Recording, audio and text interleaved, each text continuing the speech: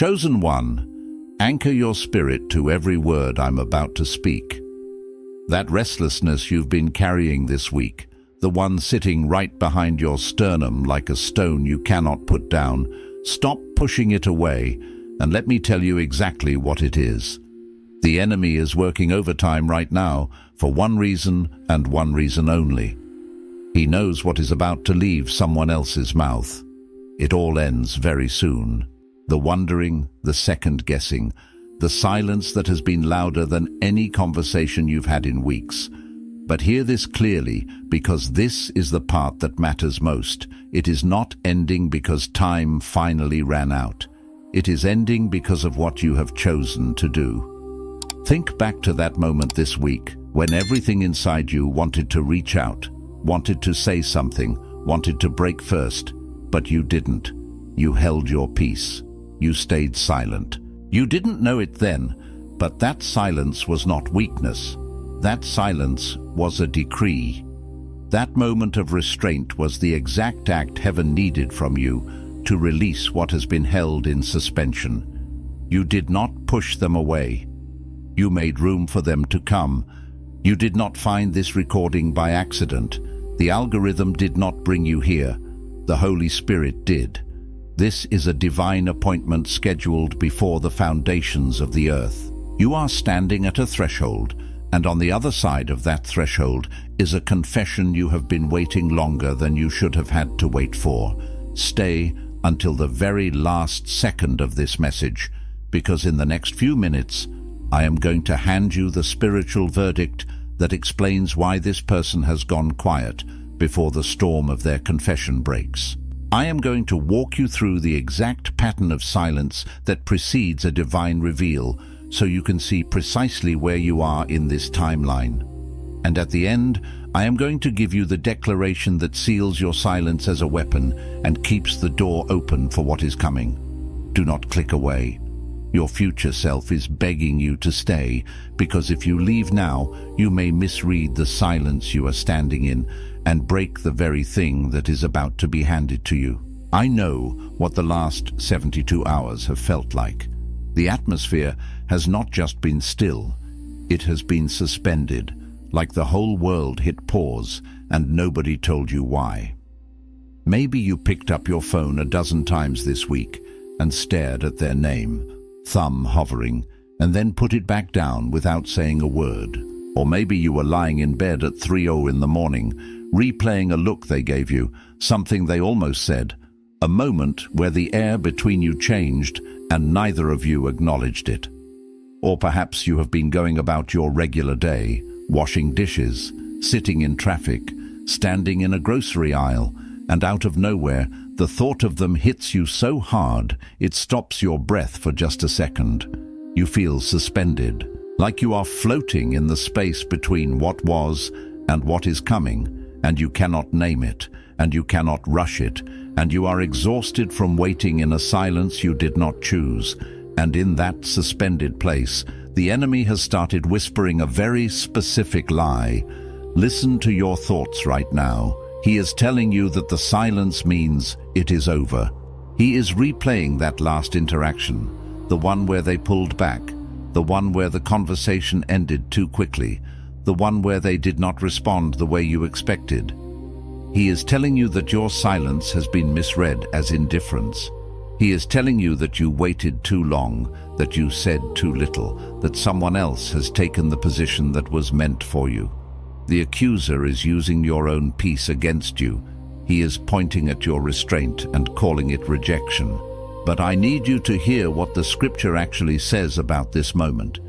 Ecclesiastes 3:11 says, "He has made everything beautiful in its time." Listen to that promise. Everything beautiful in its time. Not your time, not their time, His time. The silence you are standing in is not empty. It is full. It is being filled right now with the courage, the clarity, and the conviction that this person needs before they can open their mouth and say what their heart has already decided. You are not being ignored. You are being prepared for. There is a difference between abandonment and arrangement, and what you are in right now is an arrangement. The heaviness you feel is not the weight of being forgotten. It is the weight of something sacred being positioned.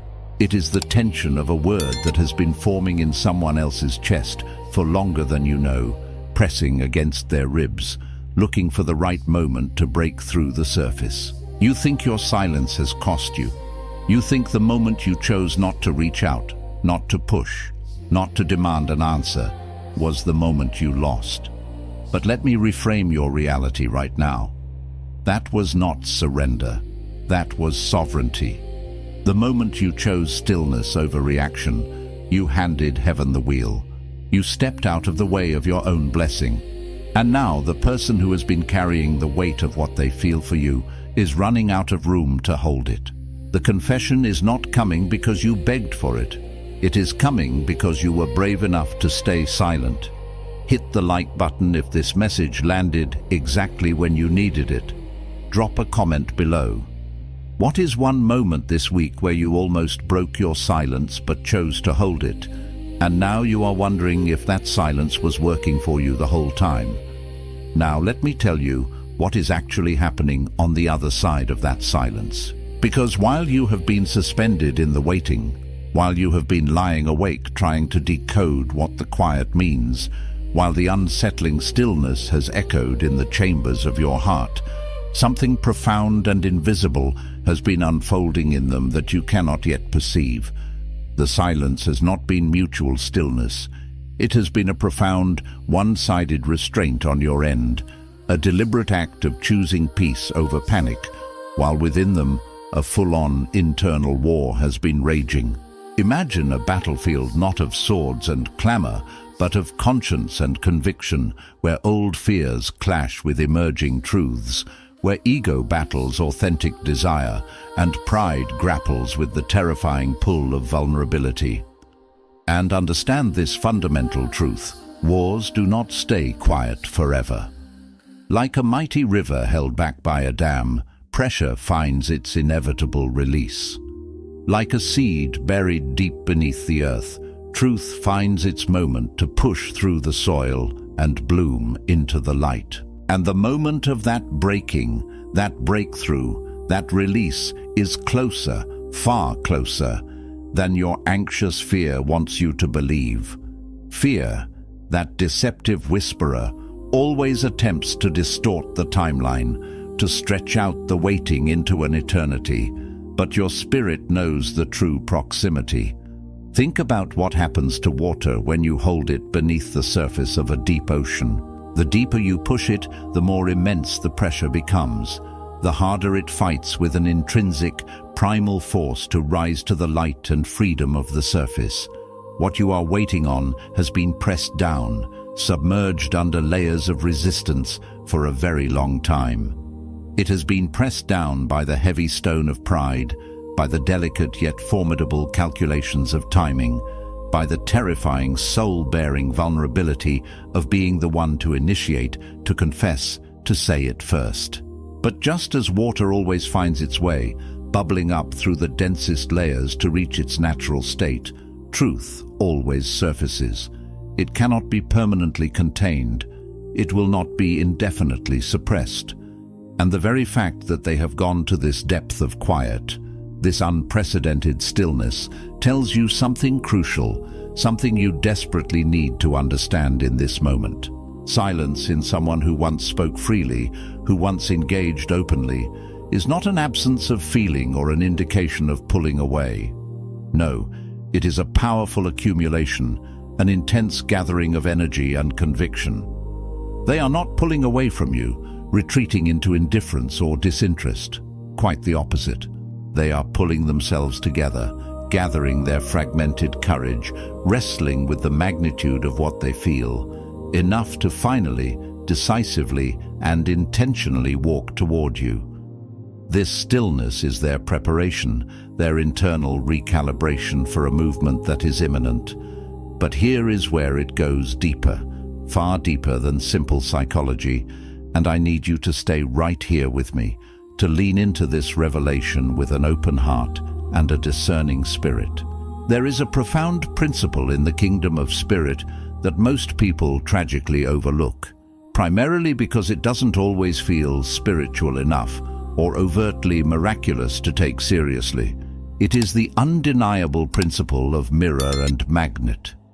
This powerful spiritual law dictates that what you authentically carry and cultivate in the spirit, in the deepest essence of your being, you inevitably magnetically draw into the natural, tangible realm of your experience. And what you have been carrying this week, that quiet dignity that emanates from your being, that steadfast refusal to dissolve into desperation or compromise your truth, that sovereign decision to honor what you truly feel within yourself, without immediately demanding that it be matched or validated by another, that posture has been working like an immensely powerful spiritual magnet. You have been pulling, not through aggressive pursuit or forceful manipulation, but through an internal resonance, a profound energetic attraction. You have been attracting without chasing, drawing without striving, radiating a frequency of self-possession that calls forth its equivalent. And let me tell you, there is a gravitational force to that kind of restrained power, an unseen yet undeniable spiritual pull that the natural, logical mind cannot fully explain or comprehend, but the spirit, your spirit and theirs, always, unfailingly recognizes. It's the law of resonance in action. King David, a man after God's own heart, understood this principle intimately, even amidst the most brutal and unjust circumstances. When King Saul, consumed by envy and madness, was relentlessly hunting him across the desolate wilderness, when the agonizing silence between David's sacred anointing and the actual realization of his throne stretched for years beyond what should have been considered reasonable or bearable, David did not attempt to manufacture his moment. He did not force the hand of destiny or resort to desperate measures. Instead, when Providence delivered Saul into his hands, sleeping vulnerable and exposed in the deep recesses of the cave at En-Gedi, David was presented with the ultimate temptation. He was close enough to end it all, close enough to reach out and take what was rightfully his by divine decree and human suffering. And in that crucible moment, he chose restraint. He chose dignity. He chose faith over immediate gratification or perceived justice. He quietly cut the corner of Saul's robe, a symbolic act of taking power without violence, and then he simply walked away, turning his back on the opportunity to seize what was promised. And that quiet act, that one profound moment of choosing dignity over desperation, choosing sacred timing over human impatience, changed everything. Because it was not merely a demonstration of his impeccable character, it was a spiritual message, a silent proclamation that rang infinitely louder than any confrontation, any accusation, or any act of violence ever could have. It was a message that declared, "My God will enthrone me in his time, not mine, and I will not defile his anointed." And eventually, remarkably, inexplicably to the natural mind, it moved the hardened heart of the very person who had been withholding what David rightfully deserved. It shifted the spiritual atmosphere around them both. Your restraint, your quiet dignity, your unwavering faith in this season is doing precisely the same thing right now. It is speaking a profound language, a frequency of truth and self-respect that the logical mind cannot translate, cannot intellectualize, cannot argue with, but the heart, the deepest core of the human spirit, always hears. It resonates at a primal level. It's a silent sermon, a powerful testimony.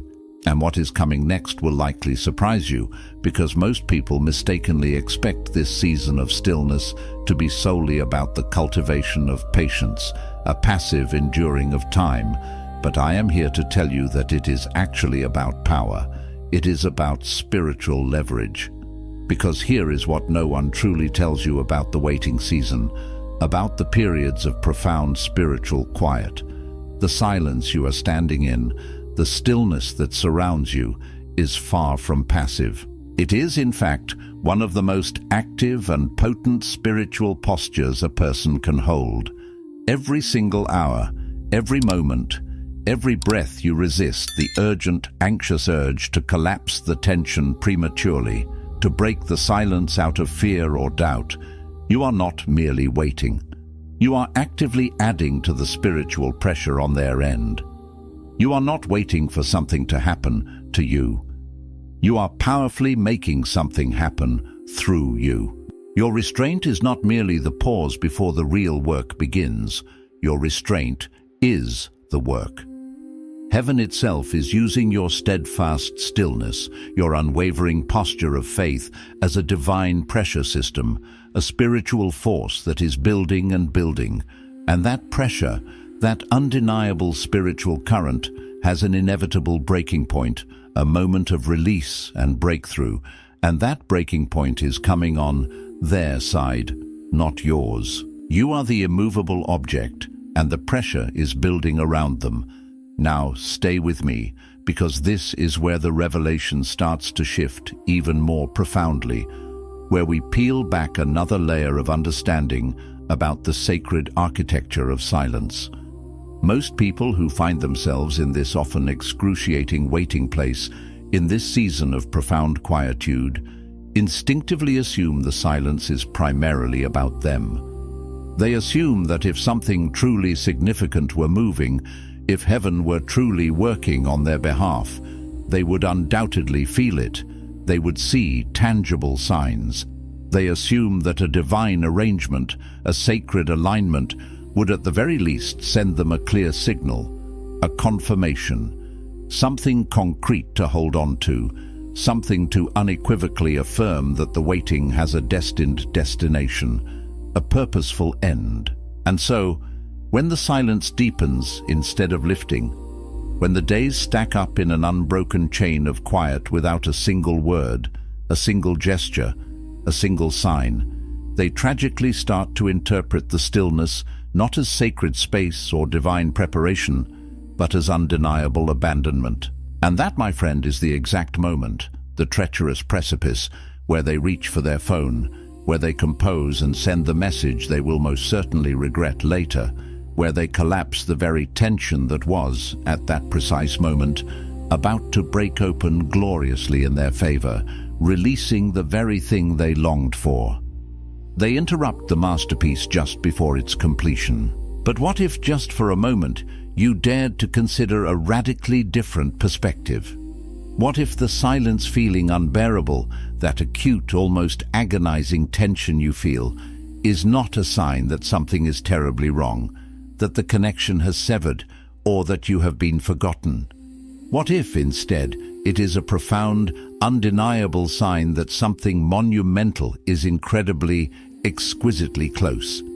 What if that heightened intensity is the spiritual equivalent of the pressure cooker nearing its release point, the crucible reaching its transformative temperature?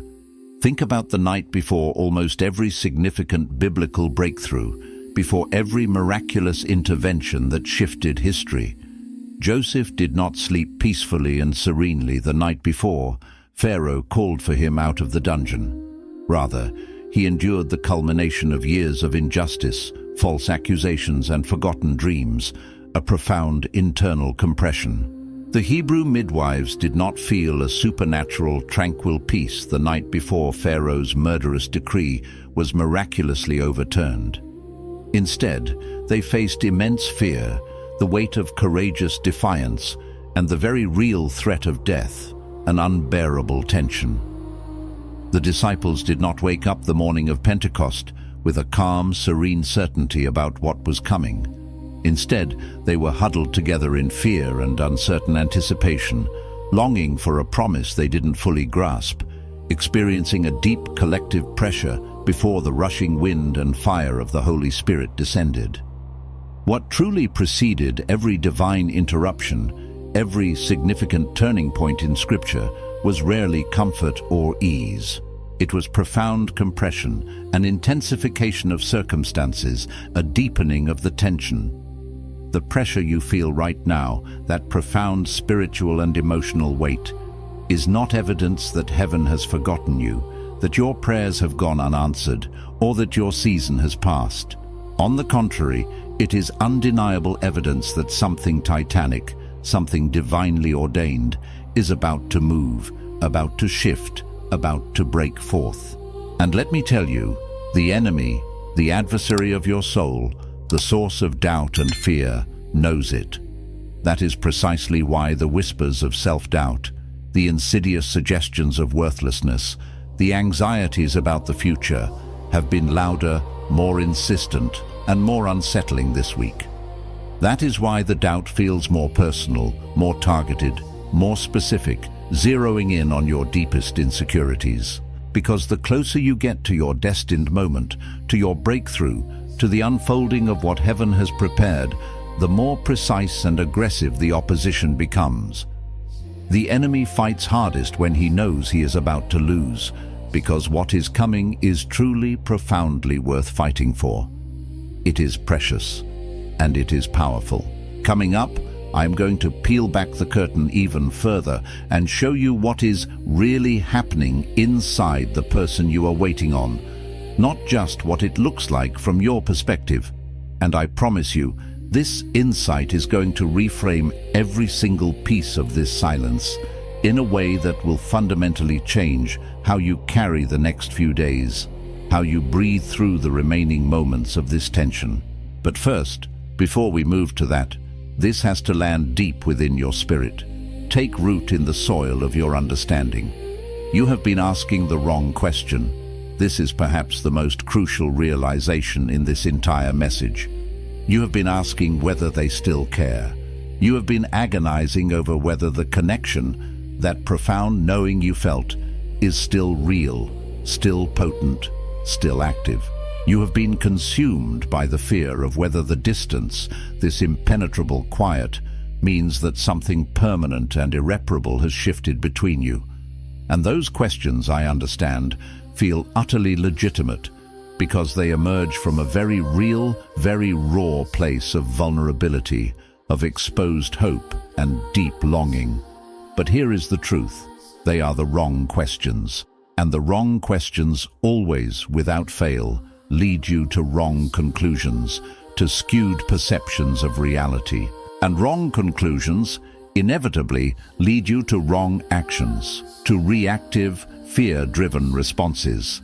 And those wrong actions, those desperate attempts to control or force an outcome, have the power to break, to unravel, to dismantle what heaven was at that very moment in the meticulous and sacred process of completing.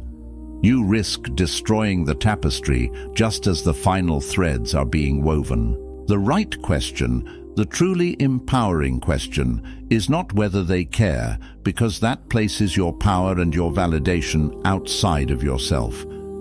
The right question is whether you trust what you profoundly discerned, what your spirit unequivocally knew before the silence even started. Because there was a moment, and you know exactly what moment I am talking about, that specific, undeniable flicker of recognition. There was a moment before all of this went quiet, before the tension began to build, where you simply knew something intangible, yet immensely powerful, passed between you. A truth that words alone were not big enough, not grand enough to carry or fully encapsulate. Something fundamentally shifted in the way they looked at you, or moved toward you, or lingered on your name when they spoke it. And in that precise sacred moment you knew, even if neither of you acknowledged it verbally. That moment was not your imagination conjuring fantasy out of thin air. That moment was a pure, undeniable spiritual download in the natural realm, a prophetic glimpse into a deeper reality, a seed of truth planted directly into your soul. And the silence that followed, this season of apparent stillness, was not the erasure or invalidation of that moment. No, it was the necessary, sacred processing of it, both within you and within them.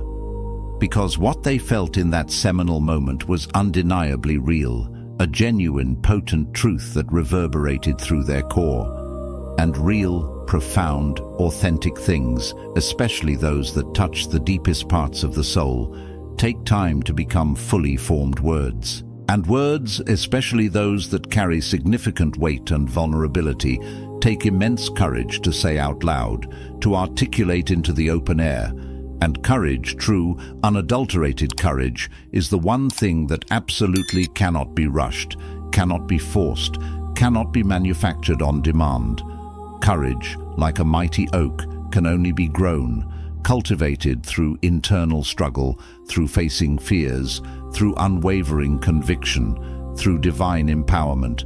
It is an organic process. Therefore, what is happening in them right now, in the very core of their being, is not indifference, not a lack of feeling, not a regression. It is gestation. It is a sacred, internal birthing process. That initial, potent feeling has now acquired a discernible form. It has taken on weight, a significant gravity and importance. It has begun to acquire language, the specific words and expressions it will eventually use to surface. But they are still in the delicate process of learning how to carry it, how to articulate it, how to bring it out into the open air of shared reality without dropping it, without fumbling it, without allowing it to be distorted by fear or external pressure. And your silence, your steady, sovereign, dignified silence, your refusal to demand, to chase, to manipulate, is the safest, most sacred, most fertile environment you could possibly give that precious word, that nascent truth, as it makes its slow, inevitable, and powerful way toward the surface of expression. It is a spiritual incubator. You are not being avoided. That is the lie fear tells you. You are, in fact, being approached, being drawn into a deeper alignment. It just looks like profound stillness, like an empty space from where you are currently standing, observing only the surface of the waters. But beneath that surface, the currents are strong and moving with purpose. And here is something, a profound insight, that will irrevocably change the way you perceive and navigate the next 48 hours, shifting your entire energetic posture. The very moment a person, anyone, truly decides within their soul to speak a truth they have been holding, a profound confession or revelation, the entire atmosphere around them subtly but powerfully shifts. Those closest to them, those most deeply connected on a spiritual and energetic level, feel it, they sense it, long before they ever utter a single word. That inexplicable pull you have felt this week, that quiet yet undeniable drawing toward them, the way your thoughts have bent and gravitated toward them without any conscious invitation, the way their name has spontaneously surfaced in moments of total quiet, in the deep stillness of your meditations or waking thoughts. That is not obsession, that is not wishful thinking. That is profound attunement. Your spirit, your deepest knowing, is picking up a signal, a vibrational frequency that your conscious mind has not yet been given the precise language or logical framework to process or understand. You are feeling the subtle yet powerful vibration of a word that is being formed, meticulously crafted, gaining density and intention within their soul. You are sensing the profound movement, the internal shift, before that movement becomes externally visible or audibly spoken. This is not some fanciful notion. This is discernment, doing exactly what it was designed by heaven to do, perceiving the unseen realities, feeling the energetic precursors, recognizing the spiritual truth before it manifests in the natural world. It is your soul's radar, actively perceiving. Now, we are entering the part of this message that I need you to sit with very carefully, with an open mind and a humble heart. Because this is where the real confrontation begins, not with them, but with yourself.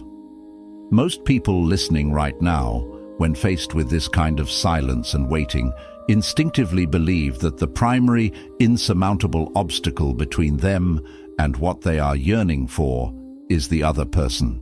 They believe that if the other person would just choose to speak, just choose to step forward, just choose to be courageous and vulnerable, then everything would effortlessly fall into place, the divine arrangement would manifest, and the tension would resolve. And so, often all of their spiritual energy, their prayers, their focus, their hope, is aimed outwardly. They are praying for the other person to shift, to change, to overcome their fears. They are asking God to move exclusively in someone else's heart, to soften them, to awaken them, to compel them, and there is absolutely nothing wrong with that prayer. It flows from a place of genuine desire and concern. But here is the part, the uncomfortable paradigm-shifting truth that almost no one is truly ready to hear, because it challenges their fundamental assumptions. The door, my dear friend, is not locked from their side.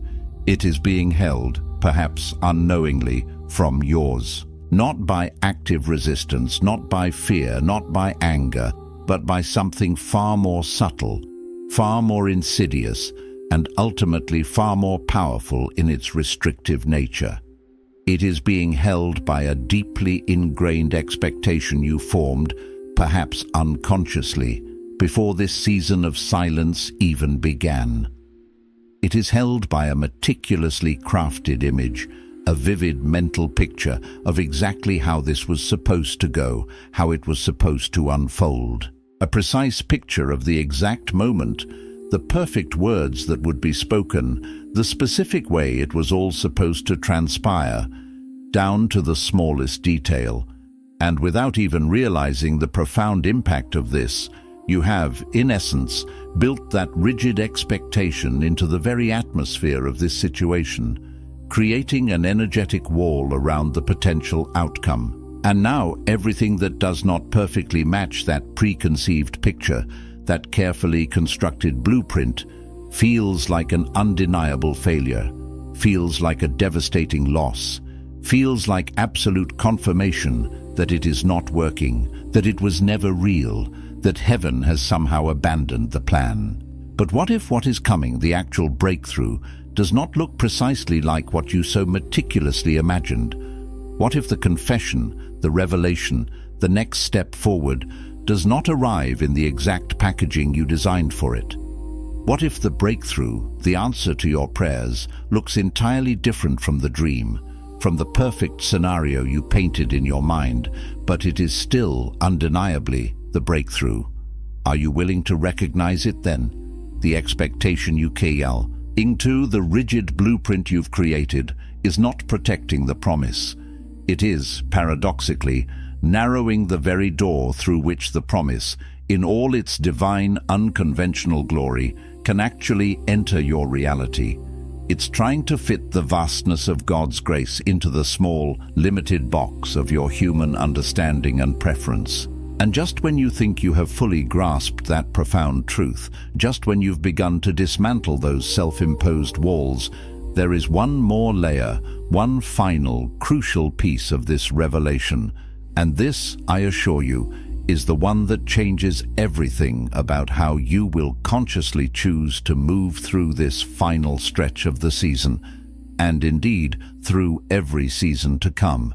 Here is what almost no one tells you about divine timing, about the sacred orchestration of the universe. It is not merely about when things happen, about the perfect chronological moment of manifestation. Far more profoundly, it is about what you become in the waiting. Every single day this silence has stretched, every moment of uncertainty you have navigated with grace. Something invaluable, something profoundly transformative has been forming in you within the crucible of your soul. A new depth has been forged, a richer capacity for compassion, resilience, and spiritual wisdom. A profound clarity has emerged, allowing you to see your own worth independent of external validation. You are becoming a version of yourself that is less reactive to external triggers, less desperate for external affirmation, less willing to accept anything less than what you were divinely made for, less prone to compromise your truth. The waiting has not simply been a passive holding space for them to arrive or for circumstances to align. No, the waiting has been actively, divinely building and refining the very version of you that is truly ready to receive what is coming, to hold it with integrity, without shrinking back from its magnitude, without second-guessing its authenticity, without inadvertently dismantling it the very moment it arrives out of old habits of insecurity and old fears of unworthiness. You are being prepared for reception. This is the part, the most unexpected twist in the narrative, the revelation that pierces through the veil of perception. The silence, this profound period of quietude, was never only about them. It was, in its deepest, most transformative essence, about you. The Most High, in His infinite wisdom and love, needed you to become someone capable of holding this thing, this sacred connection, this profound truth, without inadvertently breaking it through fear, doubt, or insecurity. He needed you to become someone who had profoundly learned that their inherent worth, their intrinsic value, is not contingent upon being chosen, upon being pursued, upon being validated by another, but is an unshakable truth, an innate divine spark within. He needed you to become someone who could stand unwavering in the profound tension of uncertainty, in the discomfort of the unknown, without collapsing into the arms of whoever offered the least uncomfortable, least challenging, or most immediate alternative, even if it was less than what your soul truly deserved.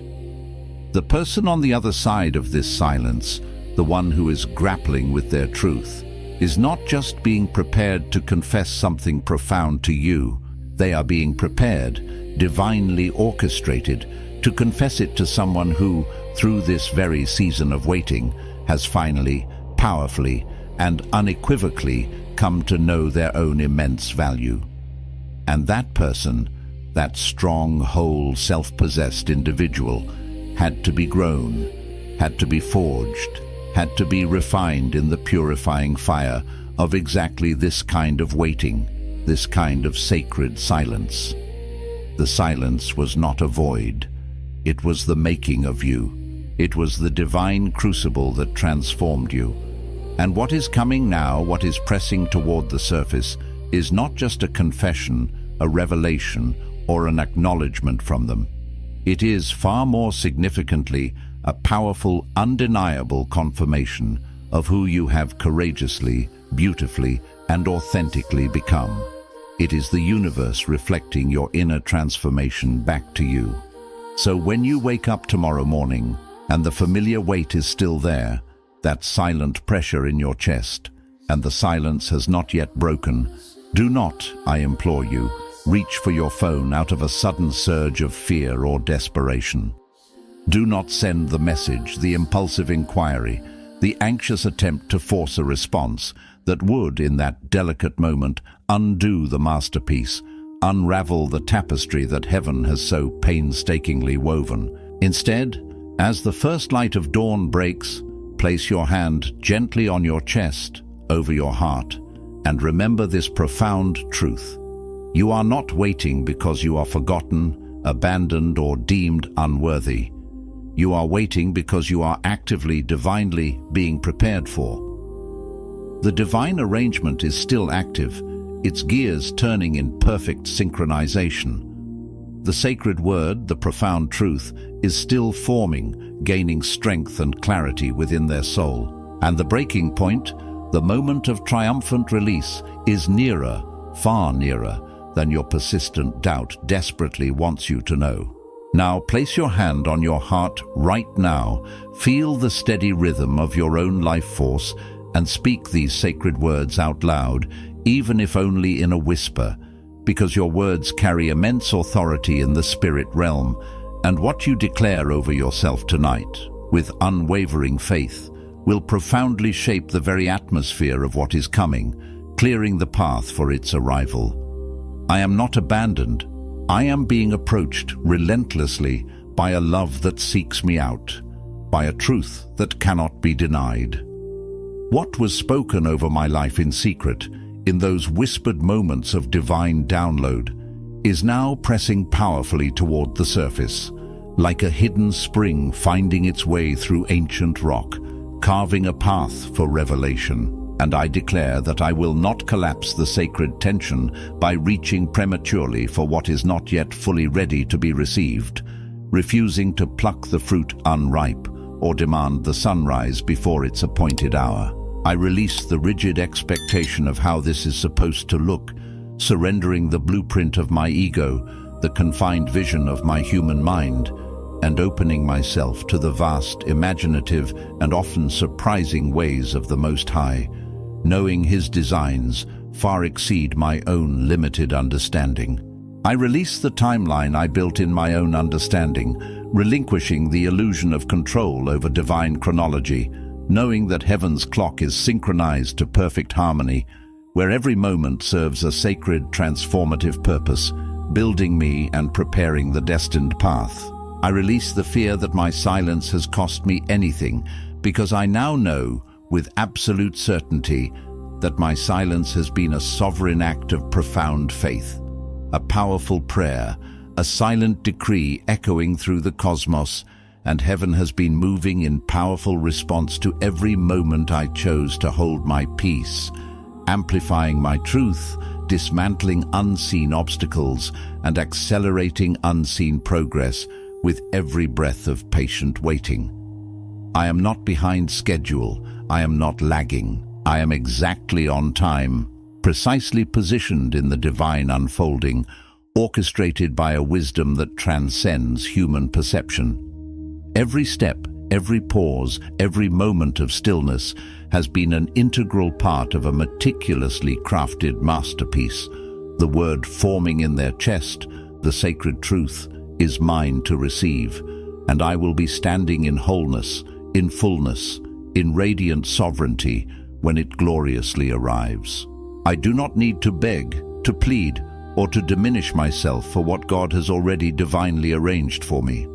I only need to trust with an unshakable conviction that what is truly mine, what is ordained for me, cannot possibly pass me by. And so I wait, not from a place of weakness, not from passive resignation, but from the deepest, most profound kind of strength. The strength of a soul aligned with eternal purpose, a spirit anchored in unwavering truth, radiating a power that moves mountains in silence. And I declare, right here, right now, that the silence breaks now, not because I forced it, not because I manipulated it, but because the season has divinely fulfilled what it was sent to complete, and the moment of revelation is here, blossoming forth from the fertile ground of trust and transformation. If this message reached you at the exact moment you needed it, drop the number 7 in the comments. 7 is the number of completion, and what you are standing in right now is on its way to completion. And if someone came to mind as you listened, someone whose silence has been sitting heavy on you this week, share this with them, because sometimes the most prophetic thing you can do is put the word in front of the person who needs it most.